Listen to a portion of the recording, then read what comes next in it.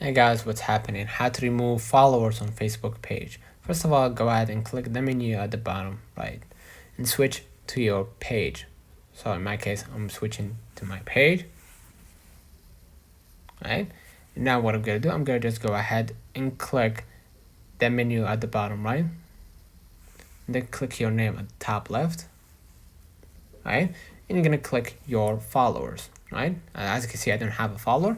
But if you have, just click the three dots next to their name and you can block this follower from accessing your page, and that's how you delete the follower immediately. So now the comments if this video helped you. Do not forget to like and subscribe, turn on the notification bell to receive every video we upload. Thank you for watching. We will catch you in the next time. Peace.